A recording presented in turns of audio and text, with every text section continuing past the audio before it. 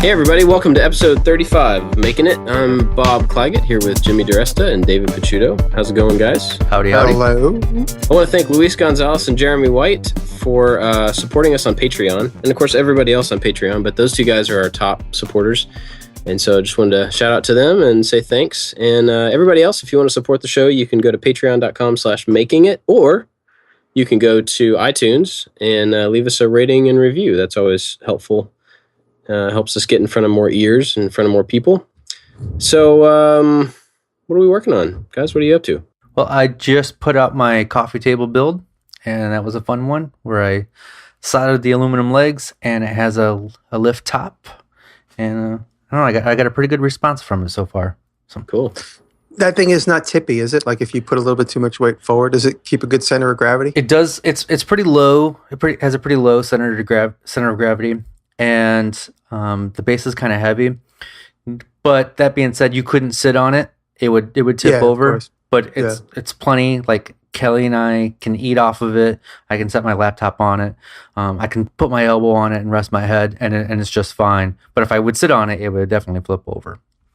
Right on. I always wanted to play with that hardware.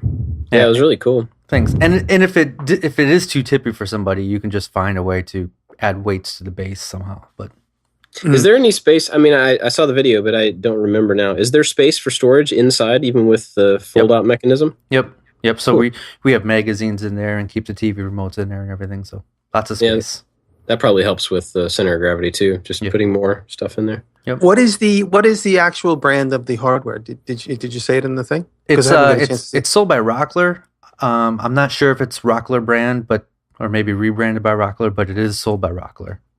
Just as a matter of curiosity, a lot of people ask me, because I use some of that hardware, not in any videos, but in some client jobs, and some people often ask me, where do I buy complicated hardware like that? And I go to Hifala. Have either of you guys ever gone to Hifala? No, I'm writing that down though.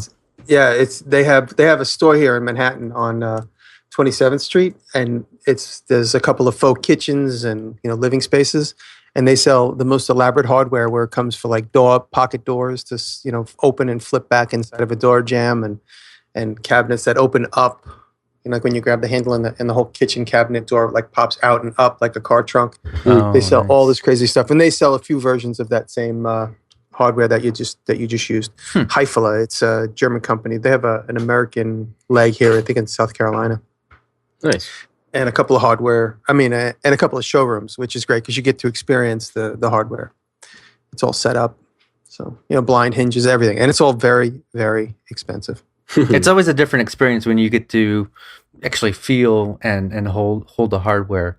Not to derail the conversation, but I had a similar experience over the weekend where I was at this woodworking store in East Ohio, and it's called Keim Lumber. And it was just like the most crazy, beautiful woodworking store you'll ever see. And they had a saw stop table there, which I have a saw stop, but about a year ago, SawStop released this sliding table sled, which is supposed to take place of like a cross-cut sled. And I've never had any interest in it at all because I have a cross-cut sled and it works just fine. But when I actually got to feel and move the sled, I was like, I have to have one of these right now. Those things are sexy. I played with them. Yeah, it was just so well built, and the action on it was just so smooth. So like as soon as I held it in my hand, I'm like, yep, I'm getting this. Does the SawStop one take the place of the leaf? Is that what it does? You remove the leaf, the steel leaf? No, it adds on another like 12 inches to the left of it. Oh, cool. And you do have to cut your rail. So I'll have to take my rails to a machine shop and have them cut it down to add this sliding tables. Oh, cool. Wow, I haven't seen that yet. I gotta look it up. Yeah. What have I been working on? The Pretzel Shop. I have not documented any of it. It is in Grand Central Station. It's a job that I was supposed to do in February, and now I'm finally doing it now, but we're just coming to a close. So the first part that I documented was the signage, and I just actually posted a picture of the sign that I made last night. We posted it. I made it last night, and I installed it today with Dave, so it was sort of a rush job. Somebody else was going to be doing the sign, and then when we did a little cost analysis, and everything else. And she asked me if I would do it, the client, and she's been a good friend to me. So I jumped in and I did the sign, and we put it up today, and I did a little video of that. So nice. That's going to be coming out soon. Yeah, it's going to be a fast video. And if you do see the sign, it's all hand cut letters because they're too big for my CNC machine. So the letters are all about 24 inches tall. So, that's big. Yeah, so it was all cut MDF and painted. So, and then I started really kind of digging into the old pickup truck, which I've dubbed. Actually, David's a really good copywriter. One thing we didn't talk about with David last week was his ability to kind of mince words creatively, and he's really good at coming up with words. And this isn't an extremely good example, but he dubbed that truck that I took the Dickel bed off of. We're going to restore it and get it kind of turn it into a rat rod, and Dave has named it the trash picker. So I'm calling it the trash picker in social media. So I got a chance to work on the trash picker. We put new front brakes on it, me and Willie, and figured out that the carburetor needs to be rebuilt. So I got a carburetor rebuild kit. So I'm digging into that, and I made a little video of that, which I haven't edited yet. So I'm going to talk about that soon. And then my tool file video is about 90% complete. I just got to kind of do it. I'm going to do a hand rub finish just so I don't build up a large layer of paint on everything because I can't afford it. Everything is tight tolerances. And so the tool file cabinet is coming to a close. And that's it. Just busy, just navigating, and I have lots of little tiny things. Yeah, that's it. That's not really just those it, 10 that's things. what I'm talking about. Yeah, and Labor Day's coming up, so hopefully we get a chance to go upstate and relax. So you mentioned the MDF letters and painted. So I've done this several times, and I've done it different ways every time. But what's your process for cutting something out of MDF, priming and painting it to get a finish on it that doesn't look like it's painted MDF? Well, I don't spray anything because I don't have the space to do it. So I don't ever get those like IKEA beautiful finishes. Mm-hmm. I just roller stuff. That's really all I do. I mean, it's always a rollered finish. This Pretzel Shop sort of lends itself to that kind of. It's a little crunchy granola-y, and they're not too uptight about super clean finishes. If anybody ever does get a chance to see the facade of this little countertop that we made, there was price issues and stuff. So, I mean, the compromise was, all right, let me make all these panels, which you'll see in the video just briefly, but it's just the background. I made all these panels out of MDF, and then we painted them with a gloss paint. We gave them 3 coats of gloss paint, and the client really wanted it just so that they could wash it. So it's washable, and it looks glossy from a faraway place, but this is going to be like kind of a jam-packed place, and they'll probably get some abuse. So I opted to say, let's paint it so that we could fix it up quickly. They wanted to do metal panels like that have like a baked-on finish, which is certainly doable, but it's extremely expensive compared to what I did. And they have the option to make these panels in metal and pop them over what I made. So we made this with kind of like a nod to the future, that if they made some more money, they could make the panels in metal, have a baked-on finish, like an enamel, and then pop the panels right over that. And that obviously would be much more durable in time. But to get a super clean finish, it's I just always opt for the roller finish, and you'll see that in this video. Mm. And when you step back, it just fits the texture of the whole space. It seems to work good. The client's happy. So, but I primer, sand, and then put a finish coat, and then maybe sand a couple times between those coats as well. Usually latex. Gotcha. Let's talk.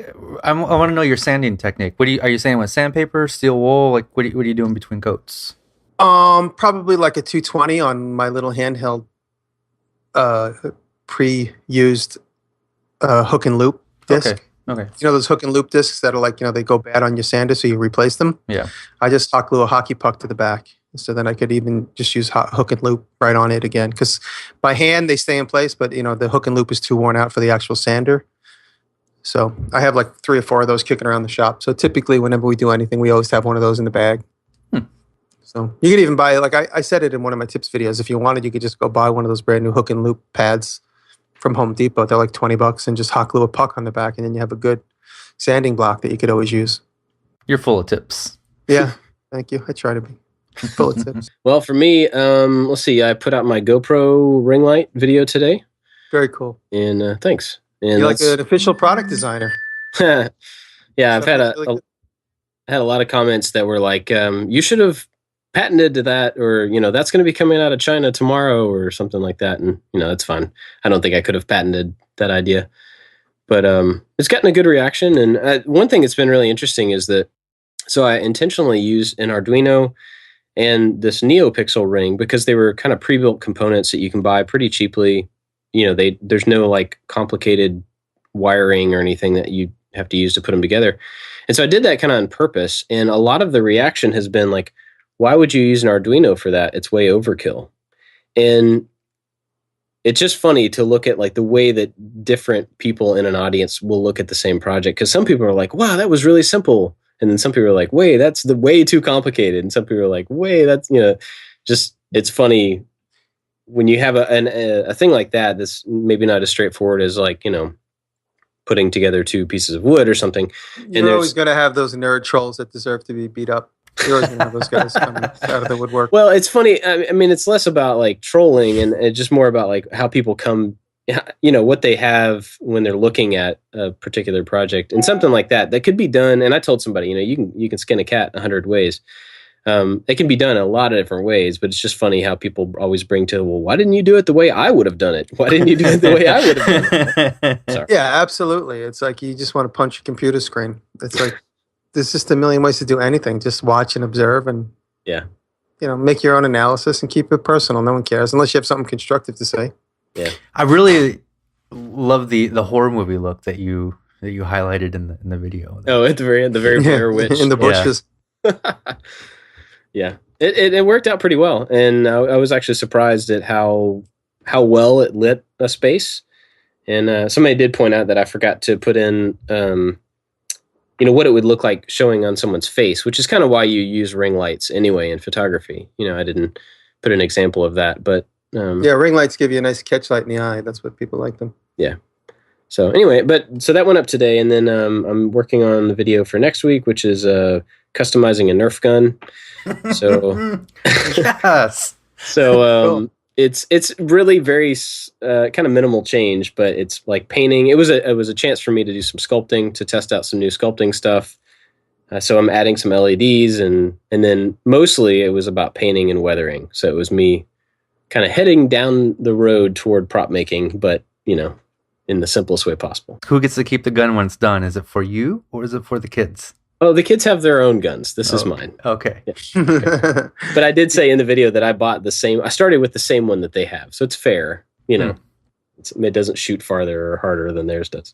Are you? What are you doing for construction? Are you using like epoxy clay, or are you using styrene bits and pieces? Yeah, I use this stuff that I didn't get. Nobody told me about it. I kind of happened across it, and it's called Epoxy Sculpt. Mm-hmm. And it's I don't know. It's like a modeling compound, 2-part, kind of 1-to-1 stuff, but it hardens really, really hard. Yeah, it's like the Magic Sculpt that I've talked about a couple of times. Same thing, different brand. Yeah. It's waterproof and everything. And I was actually surprised that it's moldable with water. So, before it cures, you can smooth it pretty easily just with your finger, with some water. So, yeah. Same as Magic Sculpt. Yeah, that's cool. So it's good stuff, but that's what I'm working on. And I guess the last thing, and just right before we got started recording, I got in these carpenter pencils with my logo on them that I ordered. So those are going to go up in my store probably tomorrow. And they are super duper fluorescent orange. So that's cool. You can make a triangle and put it behind your car when you're changing your flat. That's true. That's a good idea. Maybe I should sell them in packs of 3 for that very reason. And 3D print that little triangle hub that would make the two like sit at a 60-degree angle to one another. Yes. There you go. That's a good Thingiverse. idea. Get on it. Yep. Might do that. Yeah. Right so that's it for me. Well, we're going to talk a little bit today. A lot of people write to us and ask us what is our various choices for software for all the different creative endeavors that we do. And so that's what we're going to dig into a little bit today. And just before we started, when we were kind of talking about this, it reminded me personally, I remember, now guys, put your thinking caps on and remember back to a time when the Absolut vodka ads were like a thing, like in the 80s and the 90s. Everybody like couldn't wait to see the next Absolut vodka ad. And everybody would often think to themselves, is it done on the computer? Is it done on the computer? But I had the fortunate experience to actually work in that studio for one summer as sort of an intern. It was a paid intern in the summer of 1989. And I worked there, and everything they did, and I never did work particularly on an Absolut vodka ad, but I did see them. Any one of those Absolut ads that are those classic ones were all around the studio. And once they were done being photographed, they would take them back and put them in like a cubby. So they were in cubbies all around the shop. Actually, when you first walked in the building, there was a whole bunch of them on the wall in like a big grid of cubbies. And there was like Absolut Pittsburgh and Absolut Maryland, and all of them were all there. This was down in Soho in Manhattan. And a lot of people mistakenly thought that they were all done on a computer, but in fact, they were all done by hand.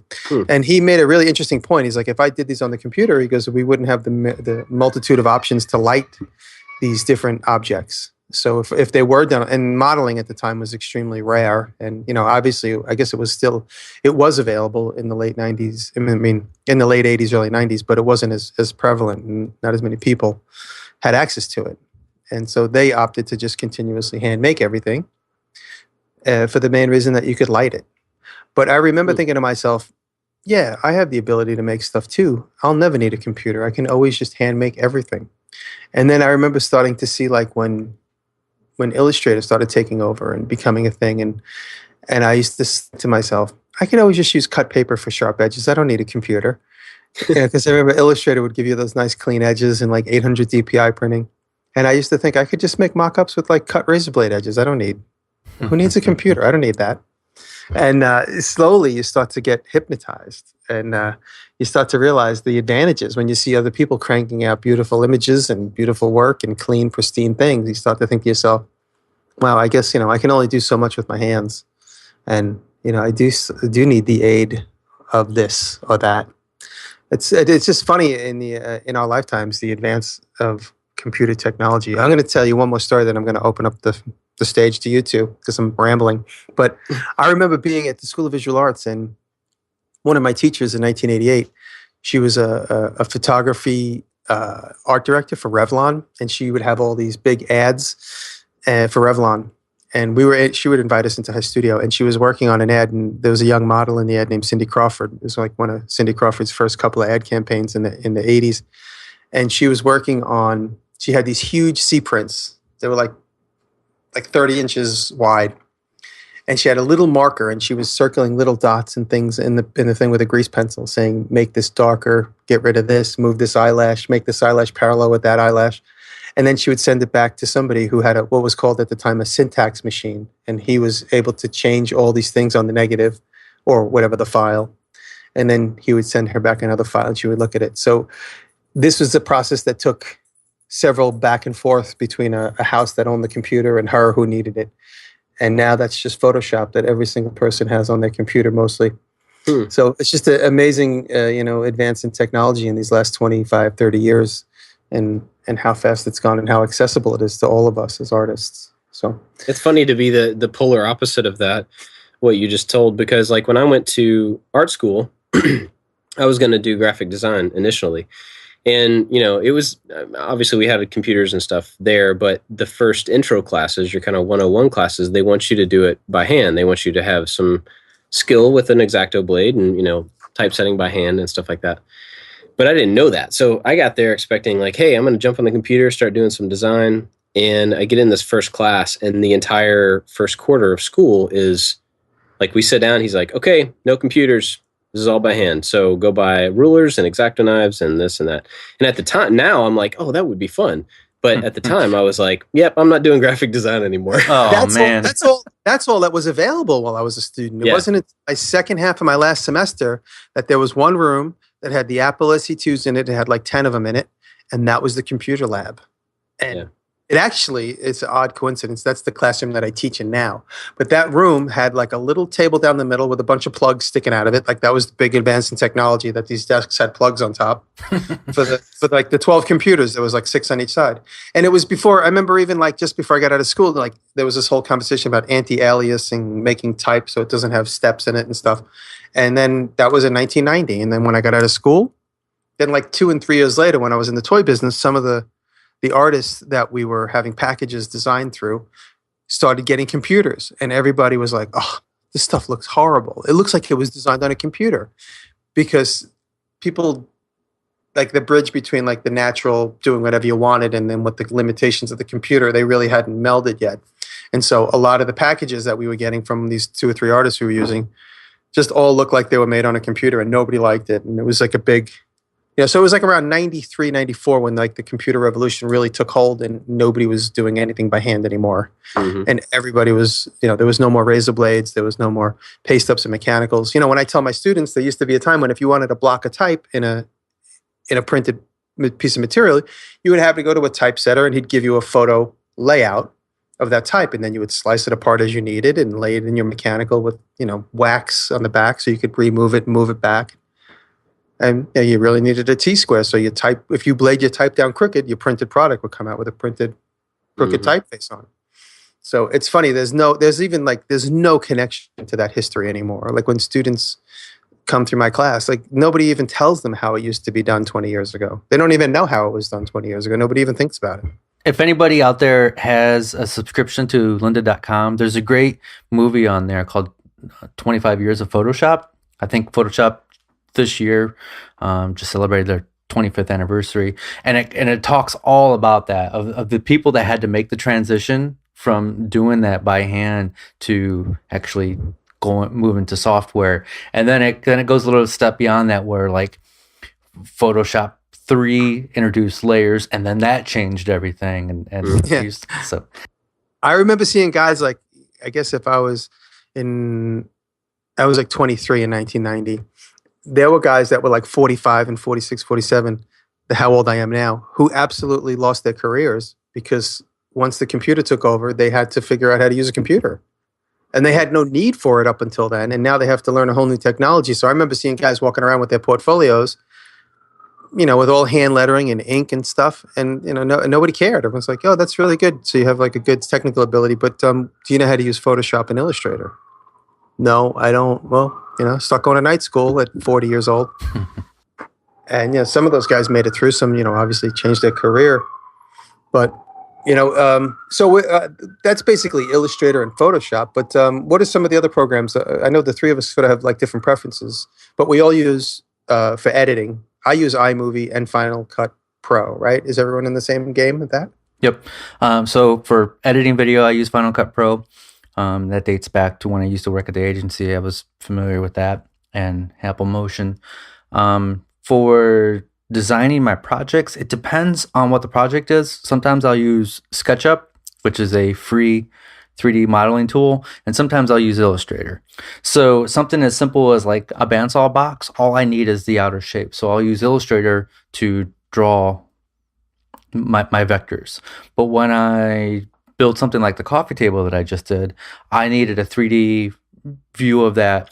And so I would draw that up in SketchUp, and I could draw my top, I could draw my legs, and then I could draw the supports, and the program actually tells me how long my supports need to be. So all I gotta do is just draw a few pieces, and then the program actually tells me the size of the rest of the pieces, which is kind of cool. It doesn't create a cut list. I get asked that all the time, but I don't need a cut list. I can just kind of do an exploded version of what I draw in there. So I think there are some plugins, because SketchUp can take a lot of plugins to add different functionality, but I think there are some cut list plugins that may generate that for you. Yeah, our buddy Jay Bates has used the cut list plugin, and he says he does not like it. So says it's crap.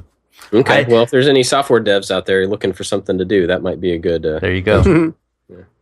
Every time I use SketchUp, I get into it, then I realize I don't know how to make the part or fill it. Then I get into a wormhole on YouTube, and then I just wait till the next day, which is usually in the middle of the night, and I just make it. And then I get so frustrated with SketchUp. Yeah, personally. The biggest issue is I'm a big fan of shortcuts. If I don't know the shortcuts of the program, I learn them as fast as I can.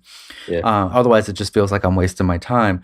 And the problem with SketchUp is it doesn't use any of the same shortcuts as every other application in the world, and it drives me insane. And so I actually have to like erase part of my brain to use SketchUp.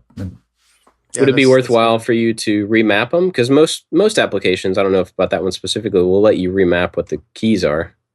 Uh-oh. Probably. I'm getting nervous. You guys are talking outside my comfort zone. I mean, basically, Bob is just saying, like, you can go and make new shortcuts.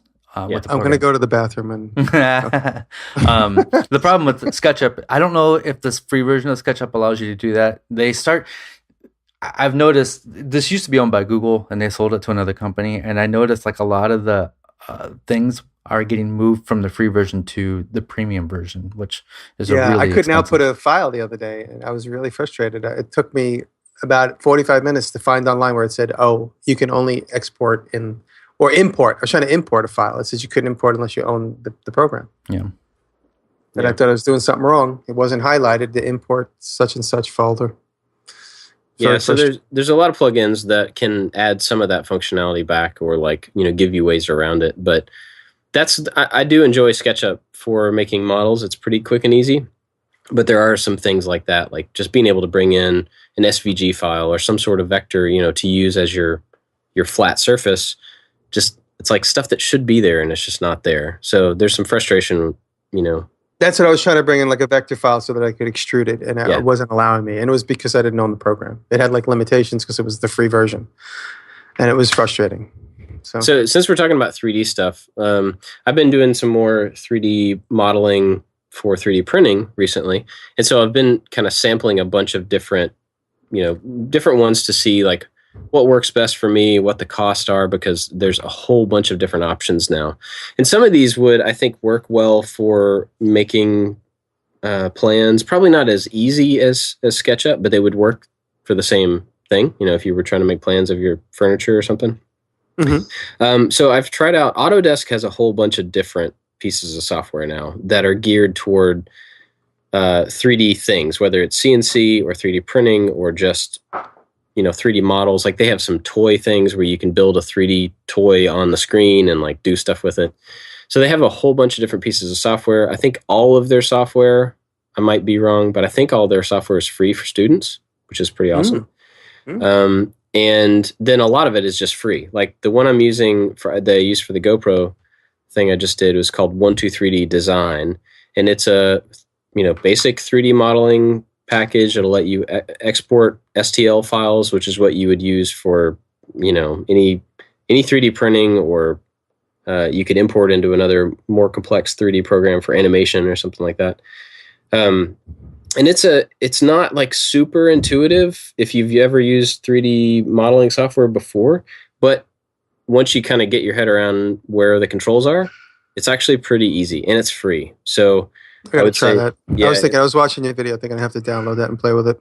Yeah. And, you know, the piece that I used for that is not overly complex, but there is some stuff to it. And it took me a few days of fiddling around with just trying to do it, you know, and before it clicked. And then I was like, oh, yeah, I could have done this in about 5 minutes if I had, you know, if I had understood where the buttons were.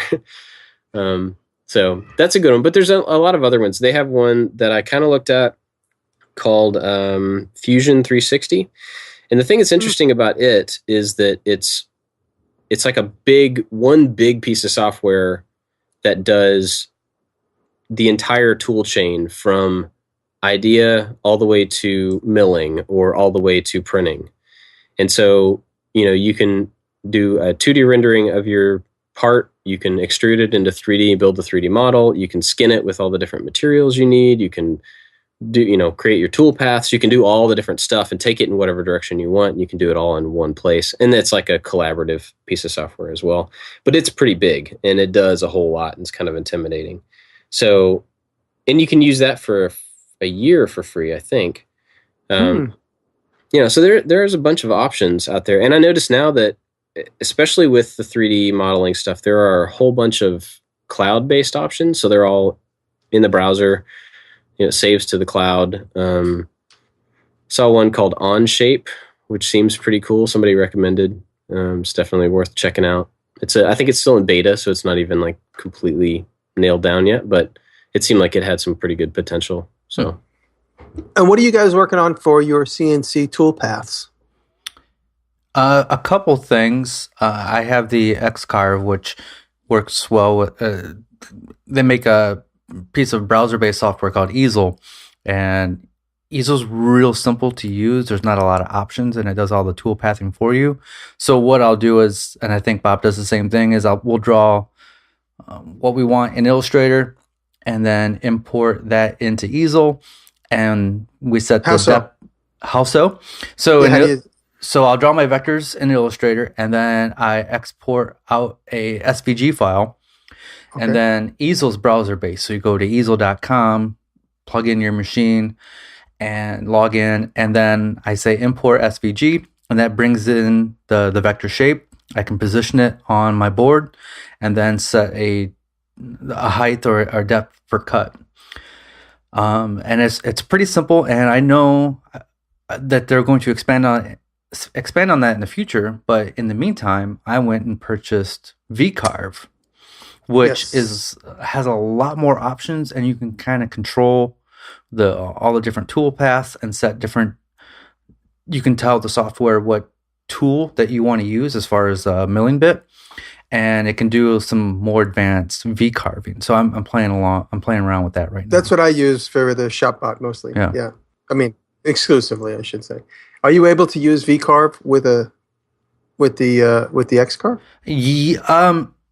Yes and no. I'm speaking a little bit out of my knowledge base. I know you can definitely export out the G code and then import that into the Xcarve. I think there is a Inventables plugin that allows you to hook up directly to it, and I'm not positive. I'm not sure about that, but I do know that there's a piece of software that's free, and it's kind of a hassle to set up, but it's called the Universal G Code Sender, and it's just kind of a ugly little app that you run on your machine that is written in Java. But so you can get your G code from any of those pieces of software, and then as a G code file, and then when you run this thing, it actually sends that G code to whatever CNC machine you want. So it doesn't have to be, any brand or anything. It's just G code. Yeah. So that is one option. If you're working in something that there's a hole in your toolpath, that is one free option. That, like I said, it's not very pretty to look at. It's not great to use, but it's a kind of a utility. So I'm kind of along the same lines where I've been using Easel for most things, because most things I've been doing are 2D or limited 3D cutting. But I'm working on something coming up probably the next month or so that needs 3D. And so I started looking at options. I looked at vCarve, but it didn't quite fill what I needed. So I'm actually working on Meshcam now, which is another, toolpath thing.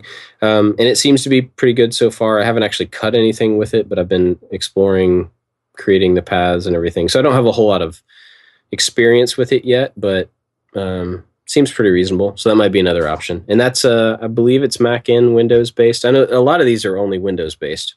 Meshcam? MES Cam? Yeah. And this one is Mac based as well. So I wanted to ask you guys that. I exclusively use, a Mac 99.99% of the time, unless I'm doing Xcarve through a Windows-based computer, which is dedicated to my ShopBot. And I start out with an illustration file of vectors, and then I bring it up inside of vCarve, and then I'm able to set my parameters and set up my cutting paths. But do you guys use a Windows-based computer for anything besides? Yeah. So should I say, do you guys use besides a Mac? Do you use anything? I only have a Mac, and because the software I just bought, vCarve, is Mac or PC only or Windows only, I had to install Windows on a Mac. That's the great thing about a Mac, is I can boot up into Windows or I can boot up into OS X. So that it's a weird, it's a foreign world when I have to boot up into Windows, and I'm not the type of guy that says you have to get a Mac or you have to get Windows.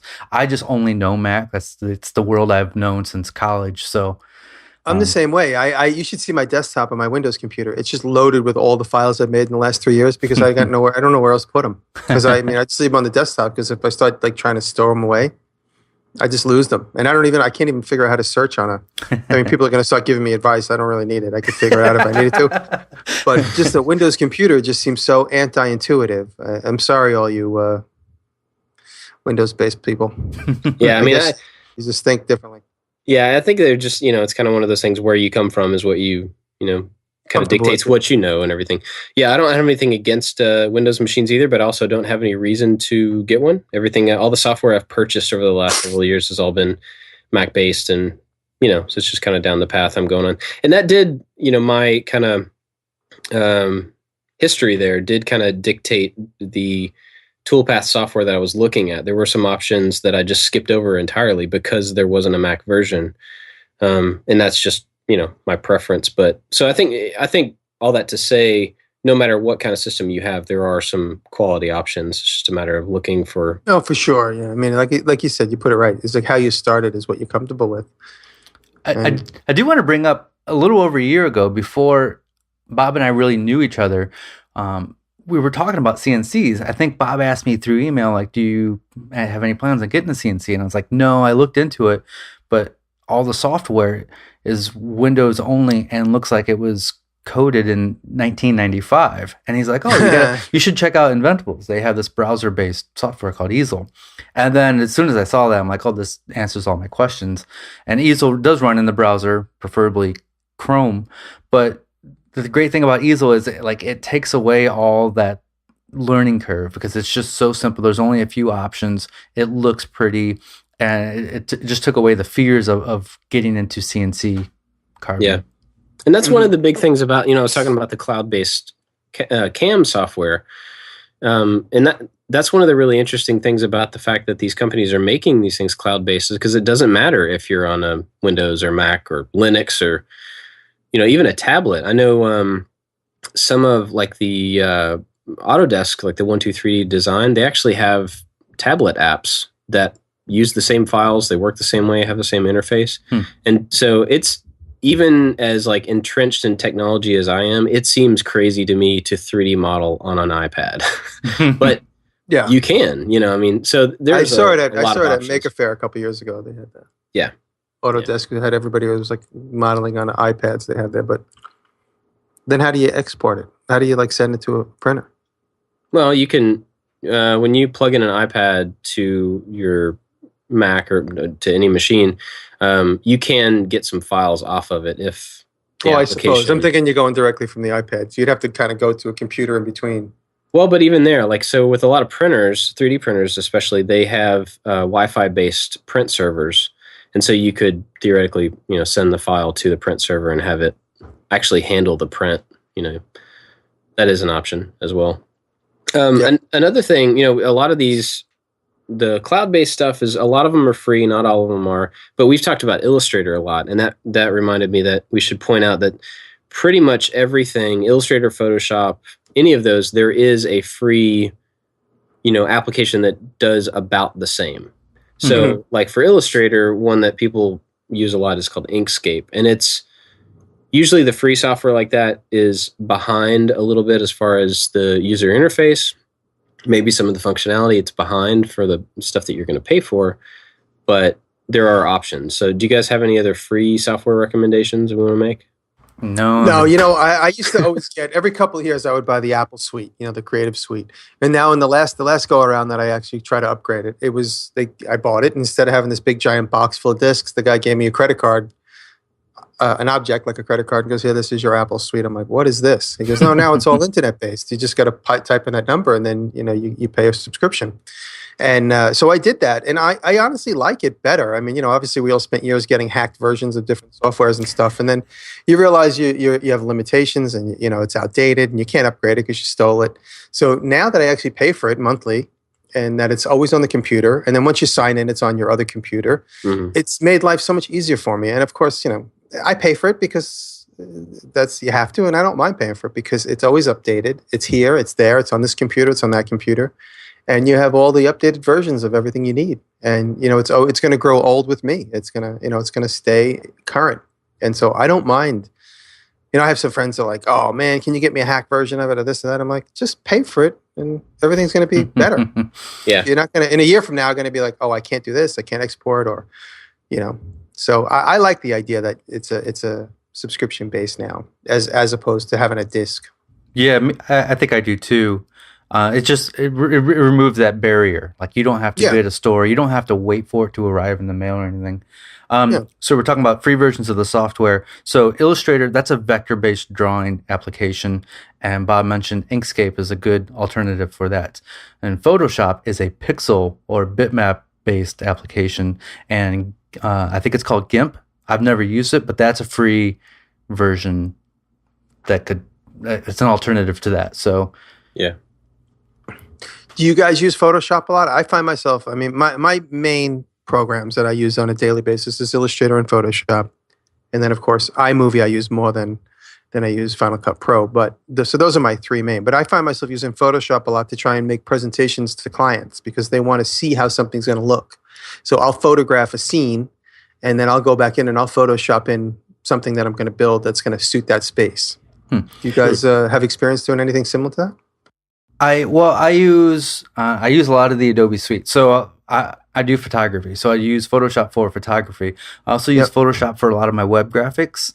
And I use Illustrator to design some things. But I'll do it more for layout of, like, if I'm working on a new web design for my site or a landing page, I'll use Illustrator for that.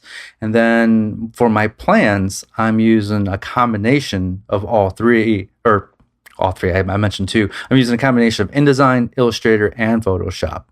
Actually, four, because sometimes I'll take screen grabs from SketchUp and then import that into InDesign. InDesign is more of like a page layout, a multiple page PDF or book. Right. And then, Yeah, I use Photoshop probably 3 days a week. I have templates files set up for a lot of the web graphics that I produce, thumbnails and all that stuff. So I'm in there quite a bit. And then for all my articles on the website, I always do kind of photo manipulation and stuff to make everything fit. So I use that a lot. All the Adobe stuff is pretty handy. And like the other guys have said, if you guys can afford that, I think it's worthwhile. I would be interested, though, in the comments or like on Twitter or something. Let us know some other free options, that would go along to fill the same needs as those, because I know that not everybody can afford that, monthly subscription for that thing. But so I was curious. I know that I use a bunch of other pieces of software that are, not graphical, but they're more for like me keeping ideas and stuff. And we've talked about some of those before, but I'm curious like what you guys are using now. I still am using Evernote quite a bit, and that's just a place for me to kind of brain dump thoughts and notes and lists and all that type stuff. But I've also recently, and we talked about it, David mentioned Trello, which is a web-based list building thing, and I'm using that to manage my projects now. It's free. It's turning out to be really cool for me. And it's like a collaborative tool as well, so I can have some other people seeing what I'm working on and everything. So what are you guys working on, or what are you using for your actual work? You want to know what Grandpa does? yeah, of course. Grandpa Jimmy. Well, you guys know I have a secret email. I don't want to say it online, but I just use my secret email account. So I just email to my secret email account. So if I have a thought, I'm like, oh, don't forget to email myself. And I just open up an email and I just type an email and I send it to my secret email. I love you. And so I love you. When and it's on my phone. So if you're with me and you happen to see my phone, you'll know my secret identity online.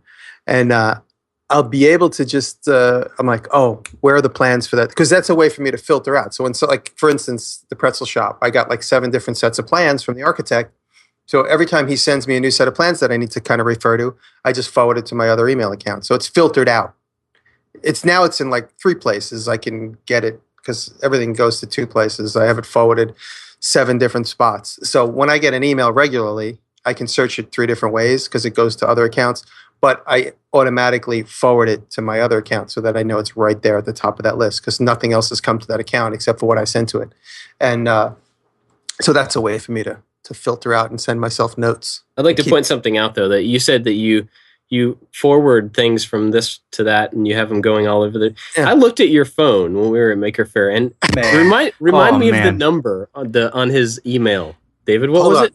Was it 40,000? It was insane. It drove, like, I just looked at it and got anxiety, like an anxiety attack right there. Jimmy is pulling out his phone. He's going to let us know how many unread emails he has. I can't even find my phone. I don't know where my phone is. I'm pretty sure. I put it in the drawer because it was vibrating. Here it is. Tell us how many it is. Drum roll. This is how many unread. I don't know why Periscope's opening up. All right, so it says 47,783 unread emails. Yeah. And that is because every time I get an email, it automatically forwards to my Gmail account I have a couple Gmail accounts. So one of them is my secret identity, and one of them is Jimmy Diresta at gmail.com. So everything goes to both of those accounts. And that's because years and years ago, I had a Microsoft account. This is before the mail program started on the Mac, or before I used it regularly. And one day I opened up my Microsoft account, and it just had no emails in it anymore. It gave up. It said, you know what, dude, you got to clean out. It just said, we cleaned out your inbox for you. We don't care. And I had nothing there. So and at the time I was working a lot with Hong Kong. So I had a lot of pieces I needed to reference, and, all these bits and pieces of like projects that were going on, and they were all gone. Every single bit of mail that I had was gone because I was using a Microsoft based server situation, and it just decided to just give up on me. And so that's why now to kind of cover my ass, I have it sent to 3 different accounts. And then, like I said, I filter out the things that are important to me by literally sending those consciously to a different account. So that's how I solved that problem. So now I have millions of emails unread, but they're all mail that I've read one way or another. Crazy. So like Bob, I use Evernote. I use Evernote a lot, and Dropbox. I use those 2 kind of programs to kind of sync everything between all my computers. Dropbox I live by. Yeah. It's great. I just wish Dropbox would add another tier. There's I don't know what the prices are, like the $1 a month, and then it jumps to like $50 a month. Like, would you please put something in between? For recording the show, we are all on Skype. We're using a plugin for Skype called Call Recorder, and then everything is then edited with Logic Pro 10. And then I didn't even know that. That's yes. Cool. For my new show, Makers and Shakers, the old weekly wrap-up, I use a program called 4K Video Downloader, and what that does is downloads everybody's YouTube videos that I need. There are Firefox plugins that you can use, but it only downloads like the 720 version. This 4K Video Downloader will download the original file, no matter how big it is. And so that's fun. Kind of going through my applications here. I used Lightroom to organize all my photos. And for coding, I use Sublime Text and another application called Transmit for FTP. And Bob just introduced me to a program called Text Expander, which is really helping with my productivity. And so a lot of the things that you type multiple times a day, whether that's your phone number or your email address or your physical address, you can teach it a little command. So I could use like a little 3-letter, 4-letter command. And whenever I type that combination of letters, it fills in the actual thing that I'm trying to type. Cool. It's like predictive. It's like a programmable predictive text. It is the best. Yeah. It is so awesome.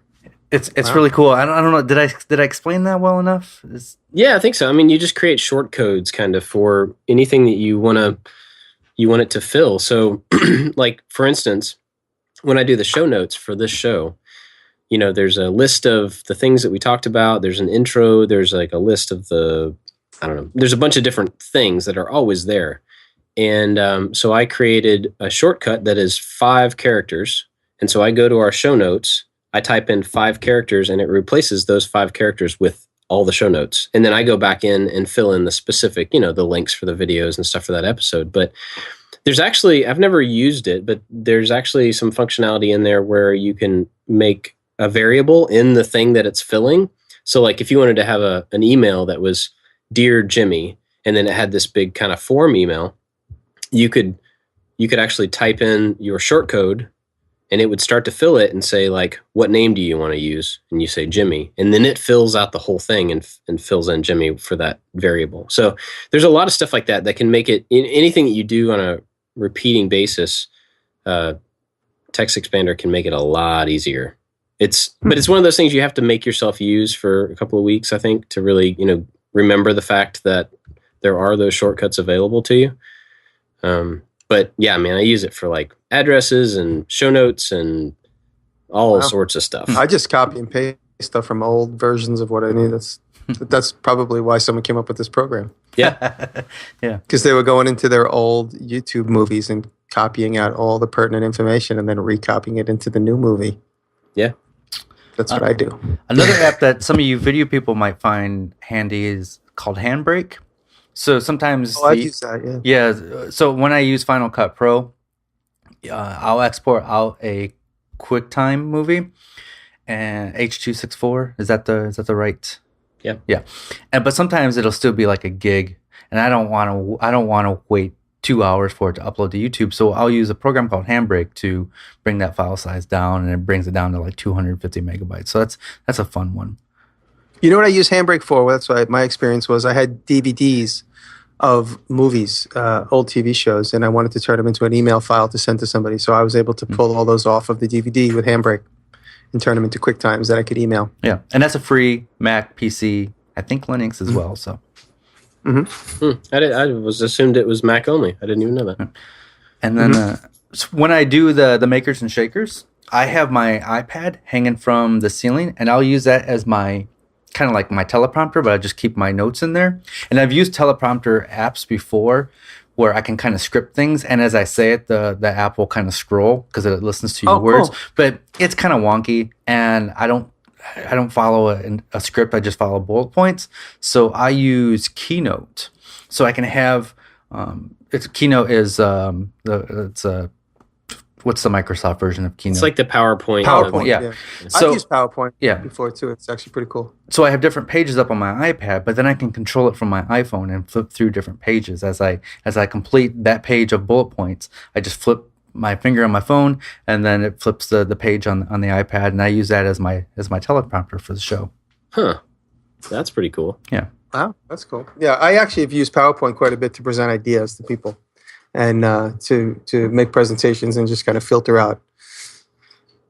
You know, it's funny. So there's this whole, when I worked at this toy company for a short period of time, everything turned into a deck. The deck is a version of a PowerPoint layer of multiple, trying to get the idea out. So I would get a deck in my email. And that's the very first thing. Whenever we would kind of brainstorm up an idea, it's like, okay, make a deck up on that. And then I'd have to go to my desk and I'd pull all these things off the internet and say, okay, this is the toy. The toy is this. These are the type of competitors that make a similar toy. And so you make a deck and you make a presentation. So I actually should use that more than I do. Every once in a long while, somebody will request one of those from me. But yeah, so you just reminded me of that. Thank you. So what is everybody's browser of choice? I use the one with the little north pointing arrow, Safari. Just looking for the name. Chrome. My girlfriend uses Chrome. Yeah, so between the two of us, I have everything set up to like click and open up in Safari just because it all defaulted that way. And Taylor uses Chrome, so like we fight. Like if she's at the computer for a few minutes before me, everything's quit, and then Chrome is open, and then vice versa when I sit down. So we have browser wars. I like Safari. That's my default browser. But when I'm web editing, I'll have two browsers open. So I'll be logged into my website with Firefox, and then I see the logged in version. But then I'll also have that same page open up in Safari, and I can see what it looks like to the non-logged in people. So I kind of switch back and forth. And I also use Chrome. I use Chrome for a lot of like web-based applications because it just handles all that so much better than everybody else. But sometimes when you want to decode a website, Firefox's developer tools, the built-in developer tools, are fantastic. They're just so good. So good. See, I like the Chrome developer tools better. After using both of them for so many years and having to like check every single thing I did in every browser. I'm going to go to the bathroom. I'll be right back. We lost Grandpa Jimmy. But having to check, in the job, having to check every single thing I did in every browser available for so many years. When I was done with doing web development professionally, I was just like, I'm going to use Chrome. Only Chrome. And everything else is just... But like for what you were saying about seeing logged in or non-logged in, I'll use the incognito windows in Chrome for the same thing because it doesn't track any, cookies or like login sessions or anything like that. Tip. So yeah. I honestly, I do the same thing. I'll have Chrome open to my YouTube page, and then I'll have Safari open to my logged in YouTube page, so I could see like when things are up. And sometimes I'll load up like an icon to be like the movie cover for the link, and it doesn't always show right away. So I want to see if it shows up in the in the public version. So I do the same thing. The one thing I do use multiple browsers for, and I use Safari for the other one typically, is like things where I have two accounts on the same service. So for like Patreon, we have a Patreon account for this podcast, and then I have one for myself. So my Safari is logged into the Making It Patreon. That way I don't have to like worry about logging in and out of things. I just know that if it's Making It based, it's in Safari. If it's I like to make stuff, it's in Chrome, and that just kind of makes it easier to keep those things separate. That's an interesting trick. Actually, one trick before we wrap up. I use Illustrator all the time. I have this. I'm looking at my notes. I use Illustrator all the time when I'm laying out like a space that I have to build in for interiors or whatever. I lay it out, and if it's small enough, I lay it out in inches. And if it's super big, I lay it out in millimeters. And if it's like kind of medium size, I lay it out in centimeters. And each one of those represents either a foot or an inch or whatever it is. So I've done the same thing for my basement, except I have I'm using picas for a foot, and so I can actually, and then I've measured all my tools and their footprint, and I put that in the Illustrator. And so now, if I want to go and rearrange my shop, I can just move these. That's exactly. I have a lot of different things like, if I'm going to work, for instance, I just did this Pretzel Shop, and I lay it all out in, say, for instance, I'll lay it out in centimeters, because then I could have a pretty decent sized file if I wanted to print it out and have it as reference nearby. If I'm working on something really big, I'll jump into millimeters, and then I'll do all my layouts in millimeters, because then I can then print it out and I have like a reasonable size file. It all depends on the scale of the project, but that's a good tip. I do that all either as a plan view or an elevation view for whatever it is I'm doing, just so I could immediately. It's a good way also to kind of quickly estimate material costs and material need for whether it's plywood or planks or whatever it is. It's to check square footage, that kind of stuff. Yep. Cool. You guys got any other software tips we want to share? I think we've nerded out enough, right? Totally. Okay, everybody, wake up. It's time to wake up. We're going to finish the show. I got to go use some power tools, guys. Come on. Yeah, all right. Cool. Well, let's just move on to what we've been watching. Let's just get to it. You guys been watching anything cool? Yes. My channel this week is called Inspired to Make, and it's just there's not a whole lot of videos on there, but what is on there is really well done. Just awesome, cool videos. Their latest video is a hex nut bracelet. So it's just making like a manly type bracelet out of hex nuts. There was a leather coffee sleeve, and just cool projects, well shot, well narrated, good stuff. Yeah, those are really good. I like that channel. I'm sorry, guys. I'm still nerding out on machinist stuff. So King Tutley introduced me to a guy last night, Double Boost, guy who's got a crazy accent. Sounds like it's Irish. Maybe it's Welsh. Double Boost. So I've been watching him and just nerding out on lathing and stuff. I forgot to mention my video's coming out. It's probably going to be out by the time this airs, but I have a video where I made some legs for what's called the Vampire Spike table. And so I'm just nerding out on lathing and machining these last couple of weeks. Nice. Cool. Me, I've been watching... I watched a lot of stuff on Untested. We've probably talked about them before. But in the last few weeks, they have been doing a multi-part video about this Rancor costume that they made for Comic-Con this year. The big foam rubber one? That's cool. Yeah. Yeah, that's great. Yeah, it's really awesome to see how they took, this gigantic costume or this gigantic character and scale it down to a costume that fits around a person. And there's just a lot of really good techniques for making things out of different types of foam. And then there's sculpting, and then there's painting, and there's a bunch of stuff that goes into it. I love the idea of when they talking about the foam rubber and have the different densities of foam rubber to kind of predict where the thing's going to flex and where it's going to stay stiff. I thought that was a great tip. Yeah, and like cutting the little grooves or little slots in a piece so that it kind of turned into a net almost so that it can flex. I thought it was really cool. Some really good tips and all that. I watched that as well. Yeah, so you guys should check that out. Cool. You guys got anything else for this week? That's it. Just back my toy campaign. It's moving up. So how's it going? It's good. I think I'm past 75%, which is awesome. We still got almost 15, 16 days left. And so we might get there.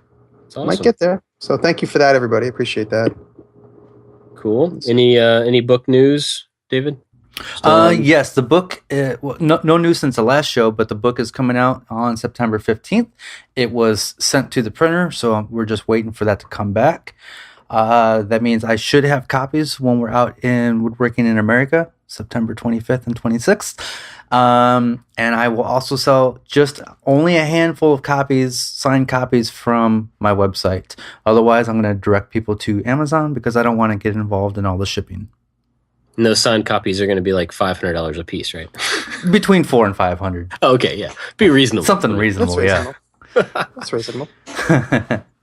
Cool, yeah. We'll all be at WIA Woodwork in America this year. So if you guys are in the area, Kansas City, in those dates, come hang out with us. Yeah, that'll probably do it for us this week. Where can we find everybody? You can find me at youtube.com/makesomething. Ooh, new channel. Yeah, I just got that approved from Google. I had to I had to go through an approval process. So wow, that's pretty cool. Yeah.